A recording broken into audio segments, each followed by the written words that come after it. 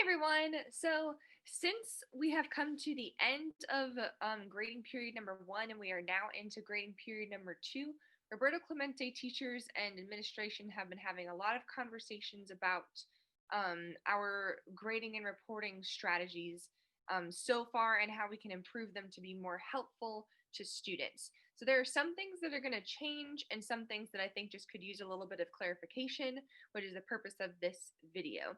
So the first big thing that I wanted to mention is that if a student is missing an assignment, if they just have not turned it in, rather than that showing up as a 0, that's now going to show up as a 50.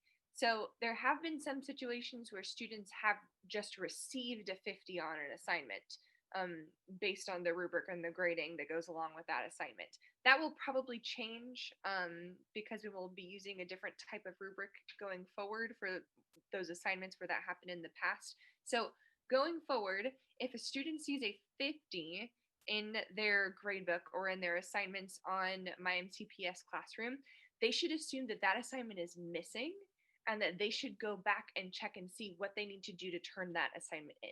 So 50 does not equal, I got a bad grade, let me move on.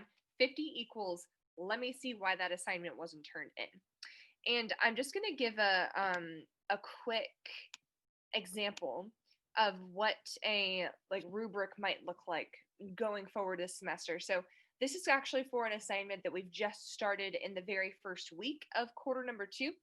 And it's called the Vocal Warm-Ups Extravaganza Recording Quiz. And this is something that's happening in chorus, but the same type of grading strategy will also be used in chorus and in digital music. So a 50, like I said, is going to be if the student did not turn in the assignment. In this situation, the next tier up would be an 80 if the student sang some of the pitches and solfege syllables correctly. And then the next tier up would be a 90 if a student sang most of the pitches and the solfege syllables correctly. And then the next tier up would be a 100 if everything was completely correct. So that you're going to see that type of rubric for assignments a lot more this semester, not just for performance recording related assignments. It's just going to be geared more towards ways that students can be more successful. And anytime we have an assignment like that, the student can expect feedback from me, like a video with feedback from me, which will be submitted on my MCPS classroom. That way the student can go back and look at the feedback and do better on the assignment the next time we have it, and just be improving their craft every single time that we have an assignment, because that's really the point of why we're doing assignments. The next thing I wanted to talk about is how you're going to actually be able to find out if you are, as a student, if you're missing assignments, or as a parent, how you can see if your student is missing assignments. Because what we used to do, or what we have done so far this year, is be in my MCPS classroom. There used to be a button over here on the left panel that said grades, which is going away. The point now of my MCPS classroom is to just be for assignments only and for feedback. And then Synergy, or student view or parent view, is going to be what's used for actual grading and reporting. So they have two separate purposes now, and we want to make sure we separate those purposes. So you are still able to view on my MCPS classroom whether you've turned in an assignment, and I'll show you how that's going to work. So if I'm a student here and I'm pretending I'm a student, I can still go to assignments on the left side of the screen and then see all of the assignments for the year, not just for the quarter that we already finished. So all of these are from the quarter, and you can see right now there's nothing that says missing, but you can see each grade here. So the grade that should jump out at you on this screen is the contact info one for this student, because they got a 50 out of a 100. So remember, a 50 is going to always mean missing going forward. So if I see that and I see I got a 50 out of a 100, and it would be the same thing for, like, if it was only out of 4 questions, then a 2 out of 4 would also be missing. If it was out of 20 questions, then a 10 out of 20 would be missing. So if you click on that, again, it's still not going to say anything about missing, but it will say your grade over here on the right side of the screen. And usually if there's a reason that it was missing, then I'll put it in the comments right here. So you can see if you turned something in and it was accidentally blank.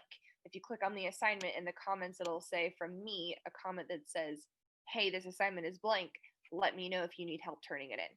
So that's one way to be able to check and see if you have any missing assignments. It's not quite as easy as it was to look at in just by clicking on grades, but it's still something that you're able to do. So the other thing I wanted to point out is if you are going into just student view or parent view, you're going to see something that looks like this. If you go to gradebook on the left side panel, and what you can see is for chorus, it actually says 0 missing assignments, but this student has several missing assignments. So the way that we are entering those grades into Synergy now is a little bit different because we want those missing assignments to be reflected as a 50. If you enter assignments into Synergy and tell Synergy it's missing, it automatically puts it as a 0. So we can't do that. So it won't show up here in a really convenient location. So what you're going to need to do if you want to look and see about missing assignments is actually go into full Synergy from my MCPS classroom, and there is a button for that, which I will show you now. It looks like this down in the bottom left hand corner of their screen. I believe students and parents also have that button. If not, send me a message so I can figure out a better way for y'all to look at that. But you should be able to have a screen that looks something like this, but it would be only your grades, not all of the grades for everybody. So you would be able to see all of your grades for all of your assignments. And if you click in the top right hand corner of an assignment, if it has a little darkened corner, that means there's a comment. There's a gradebook comment. So you should be able to see that comment in the gradebook. Yours might look a little bit different than mine, but you should be able to see gradebook comments. And if it is missing, if it's a 50 and it's missing, then it'll say missing in the gradebook comments. That's how you'll be able to tell. So the easiest way really is if you have a 50, it's missing. So just make sure that you're going and looking for those assignments. And the one last thing, a couple of things that I wanted to mention are this quarter, the other thing that's going to happen is instead of all of students' assignments falling on Friday, which seemed to be the case, student due dates for assignments for chorus and for digital music are all going to be 1 week after they're assigned. So really we do most of our assignments during class, so unless there's like a big Zoom issue, there shouldn't be any reason for students to not have something done during the class period because they always have the class time to do it. But if they need more time or they were having technical difficulties because Zoom makes everything slow, then they have a full week after we assign it during class to turn it in. So that's how due dates are going to work during this second quarter and probably into the third and fourth as well. So the last thing I wanted to show you is this extra button that has some more information on my MCPS classroom. If you just go to course info from the home page on whatever class you are taking from me, there's going to be a new section of information up here. Previously, there's something down here that's my little Bitmoji classroom, and that won't load when I'm in student view, but it should work on your computer. Up here, it's now going to have some more information about contacting me, how I contact students, where you can find assignments, when assignments will be posted, late work, if you need extra support outside of class, what to do if you miss a class, if you want to redo an assignment, and when grades will be updated in student view.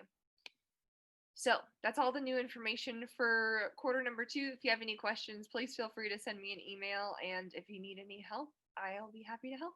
Thank you.